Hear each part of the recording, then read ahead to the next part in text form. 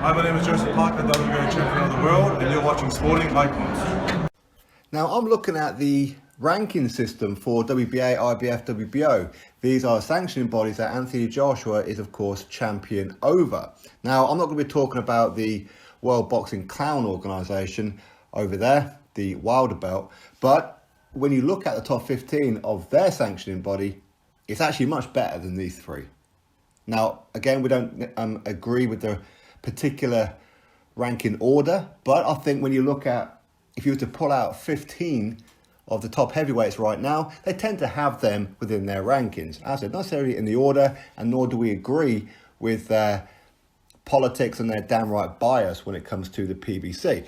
But we're looking at the Anthony Joshua sanctioning bodies currently. Now, again, this is nothing to do with Anthony Joshua, not at all. It's to do with the absolute stupidity of the sanctioning body. So before we start breaking it down and talk about who's who and what it is that they've done, I have to ask all these sanctioning bodies, when you look at your top 15, can you honestly say that of all the heavyweights in the world right now, they are the best 15 within your sanctioning body? They are the best 15 heavyweights on the planet right now, excluding champions and those contenders who are tied up with other sanctioning bodies. And in that order as well. Can you honestly say, hand on heart, that is the best? Or are you guys on some kind of brown envelope under the table paid to rank certain fighters in certain positions? Because these are shoddy, absolutely shoddy. Now we're going to start off with, of course you can see all three of them right now, but we're going to look at the WBA. So let's break down the WBA. Absolutely terrible. Now of course you got the champion Joshua and of course the regular world champion Manuel Charr. First of all, Manuel Charr should not be champion. That belt needs to be buried 6 feet under the ground. It's not needed. Okay, and hell no is he any kind of champion, let's be honest. Now let's start off with number 1, Trevor Bryan. Oh, while it's not on the screen, Joe Joyce is actually WBA gold champion as well. I mean, come on now. These guys just create belts for the fun of it. These guys are all about the money, absolute greed. Anyway, number 1, Trevor Bryan, a guy who hasn't had a fight in 18 months. Last time he fought BJ Flores. He's a Don King fighter. Maybe that's why he's got such a high ranking. Maybe. He's an interim world champion. In other words, he's the interim champion to Manuel Charr. But he's number 1. Can the WBA honestly say, out of all the heavyweights right now, he is the best heavyweight on the planet? Seriously?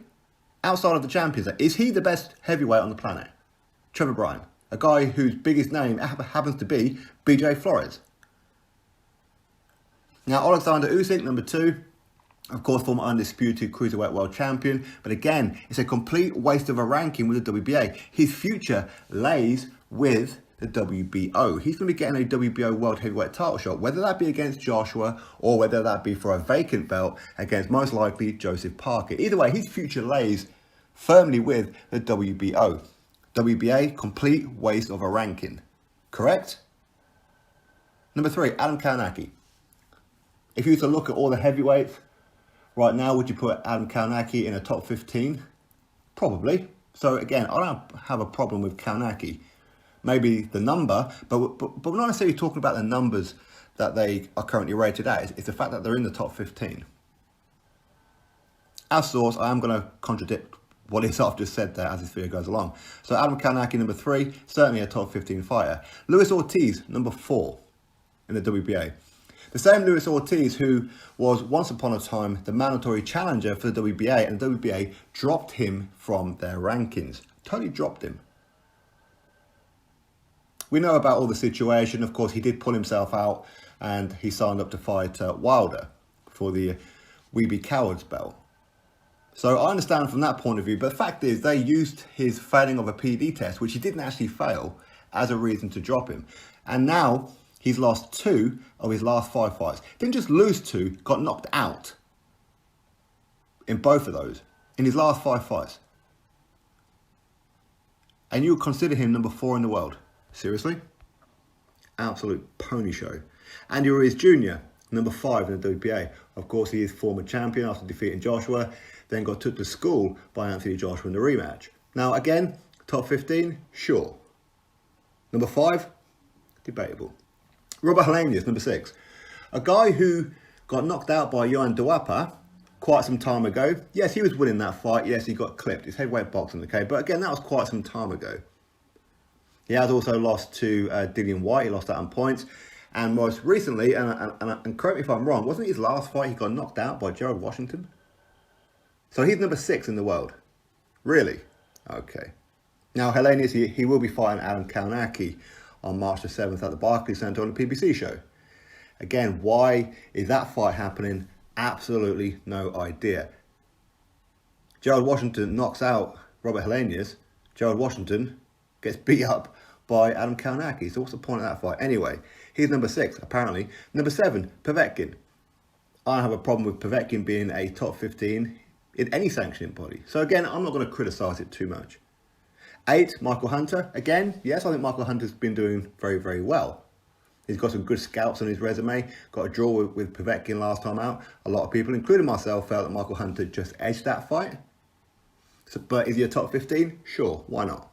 Derek Chisora, a guy who has, 8 or 9 losses on his record. Okay, but over the last couple of years, he has been improving. Again, some pretty good names on his resume, such as a Carlos Takam and a brutal stoppage of Spilka. Not that I will put Spilka at the top end of anywhere, really. But he is a very, very dangerous opponent. Is he a top 50 in the world? Arguable. So I don't have too much problem with him being top 15. Ajit Kabiel, former European heavyweight champion, who's dining out on a victory over Derek Chisora, 2 years ago, whenever it was? Over in Monte Carlo. Derek Chisora, who turned up out of shape and without a trainer in his corner. Ajit Kabiel, who doesn't step up. Ajit Kabiel, who is inactive, has yet to prove it. Is he a top 15 in the world? In my opinion, no. Because he hasn't proven it. As I said, he's dining out on a Derek Chisora victory, which was about 2 years ago. Maybe a bit longer, actually. But Kabiel, again, he hasn't proven it. European champion, nobody cares about European champion. I'm sorry, but they don't. They really don't. As much as we would love some of our favourite fighters to fight for that title, if they do fight for it, yes, we will proclaim it to be a good title to win, of course. But in the reality of it, not really. Number 11, Kubrat Pulev. Again, complete waste of a ranking. He's an IBF mandatory. He's going to be fighting Joshua next. If not, then for the vacant belt. So his future lays with the IBF. WBA, why are you ranking Pulev and Usyk when their future does not lay with you? It's pointless, isn't it? It's totally pointless. Is Pulev a top 50 in the world? Sure. But again, he doesn't really prove it though, does he? He doesn't prove it. He seems to be scared of taking on anyone dangerous. But again, okay. Number 12, Christopher Lovejoy. Now, Christopher Lovejoy, American heavyweight, a guy who I feel not many people talk about too much. He's 18-0, 18 knockouts. So out of all the heavyweights right now, he has the best knockout percentage per win. 18 wins, 18 knockouts. Americans aren't really talking about him. Why? Because they're all in bed with, not all of them, but a lot of them are in bed with Wilder. But yet, Lovejoy and Wilder have pretty much the same level of opposition. But difference is, Lovejoy, he is actually trying to get some good fights. He's trying to fight Joe Joyce. He's trying to fight Luis Ortiz, Big Baby Miller. And he's serious when he says it. So, okay. I don't have too much of a problem with him being ranked down that kind of part right now. Sergey Kuzmin. Didn't he get knocked out by Michael Hunter? I'm sure he did. He definitely got beat by somebody recently. Is he a top 15? I don't think so. Personally, I don't think so. Frezequendo, number 15. Oh, sorry, hang on a second. Mladen Milas, Canadian fighter, undefeated. I don't know too much about him, so I can't really comment on him, other than the fact he's undefeated and he's Canadian.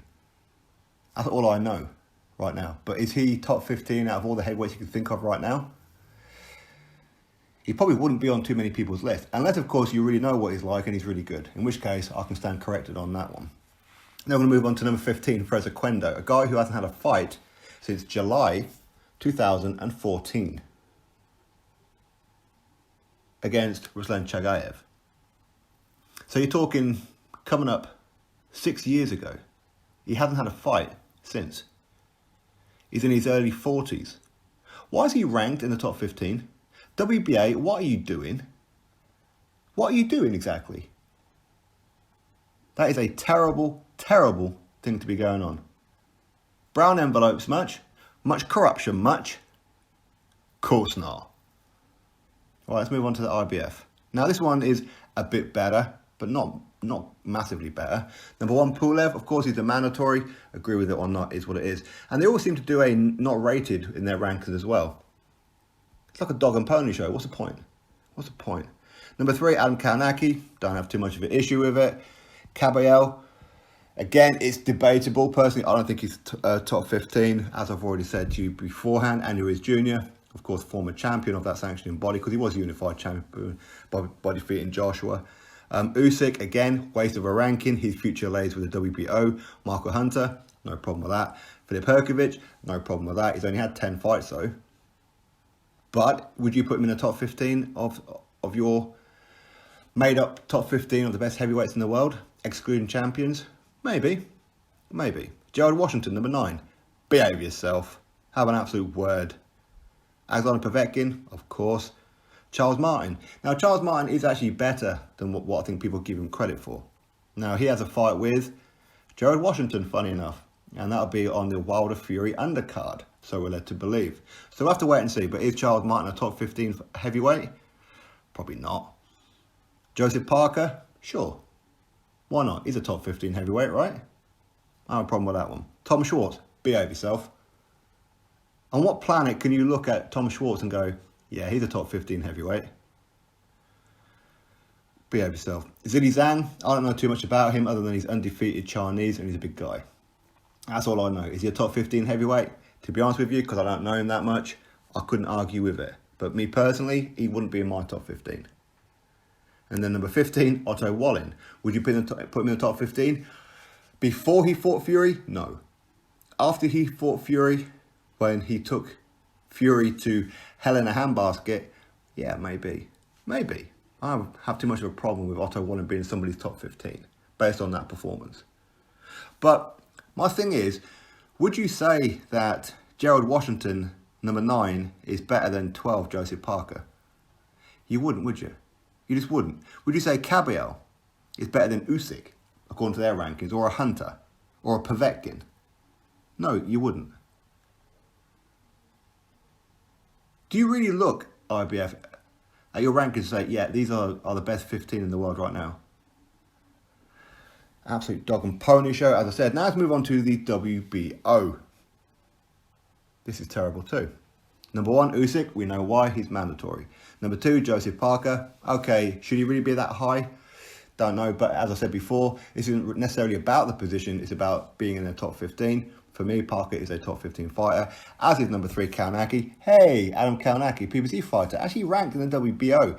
WBO are very, very, very, very, very biased when it comes to Frank Warren and Bob Arum. They can deny it all they like, but the rankings prove it. The world titles prove it. The WBO Internationals, WBO Europeans, proves it. Adam Karnaki, PBC fighter, ranked by WBO, can you believe it? As is Andy Ruiz Jr. Again, former champion, but he's also a PBC fighter. So they're probably not too happy about putting them in their rankings. Number 5, Daniel Dubois. Is Daniel Dubois really number 5 in the world? He's still a prospect, isn't he? He's still a prospect, but as I said before, he's a Frank Warren fighter. Would you put Daniel Dubois in your top 15 of the world? Some might. One day, sure. Right now, don't know. He's still got a bit to prove. Really does. Number 6, Junior Farr. Sure, he's doing quite well. He's from New Zealand. He's a decent heavyweight. A top 15? Probably not, to be fair. But again, who knows? Put him in with the top 15. Let's see how he gets on. Maybe he could beat 1 or 2 of them. Who knows?